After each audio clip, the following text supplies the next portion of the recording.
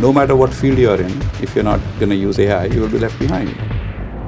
AI being Sundar literally called AI the electricity of our time, Correct. right? As that level of innovation that is happening. Now, there's an interesting debate or discussion that is going around that LLMs or AI has come to a point where self-sponsorship, self-education, taking your own path, everything that you mentioned about yourself and my journey is going to be very easy now for individuals.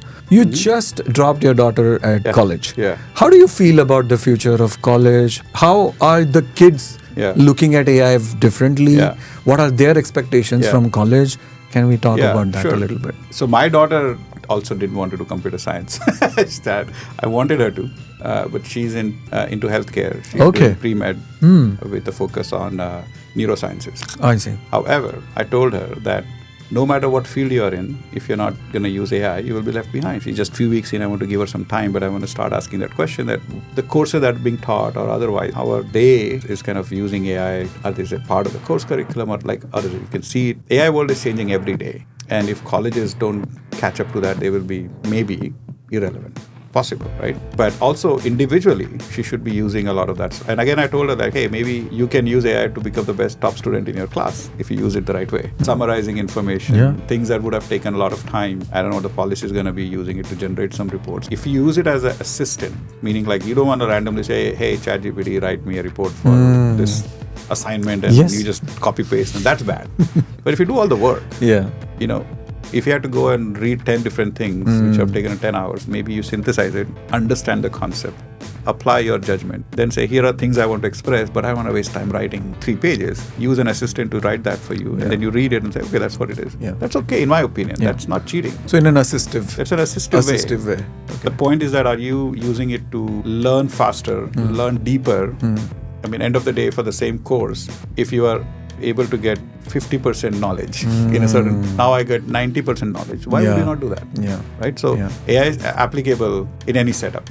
If you use it to say, hey, generate this assignment for me and just copy paste, and suddenly if somebody reading your assignment may feel like, oh my God, this person is awesome. But you did not gain anything out of that as part of that. So that is where you can become more dumb.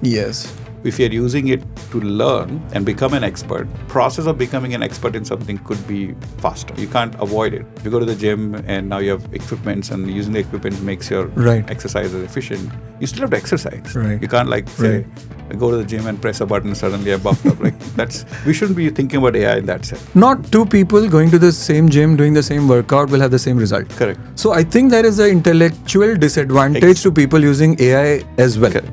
So if you are more intelligent, then you would or creative, right? You would use AI in a very different way. Do you think there is a disadvantage? And I try not to use the word intelligent because it sometimes creates a class system of some sort. Yes, right? I don't know a better word for that. What I'm trying to say is, I think there are. Let us put this way: like human beings have capabilities that are differently arranged.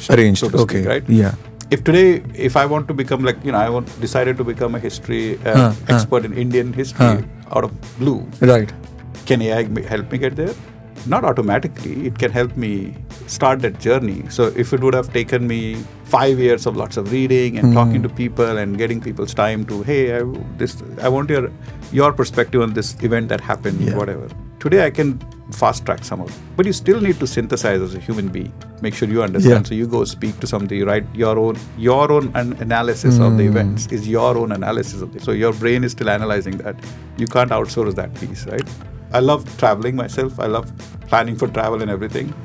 But there are still a lot of problems in travel that we haven't solved fully. Like in one of my teams, we use this example, right? You know, when we were little kids, when we thought about travel, we just thought about the joy of travel. But when we grew up, it's not as joy. Oh shit, I have to go book this and the jitters of travel. What if this happened? What if the flight is cancelled? Like, we want to get to a point, if you look at a vision, where the right app or in the future chat or whatever you use for travel takes away all of that stuff from you, and you really think about the joy of travel. For us to get there, there is a lot of work to be done. And if I can get out of this, get from A to B, C to D, manage all the existing, that's great. So the way I would put there is not worry about those things. So we worry about how do I bring the joy back in travel, so to speak. Wow.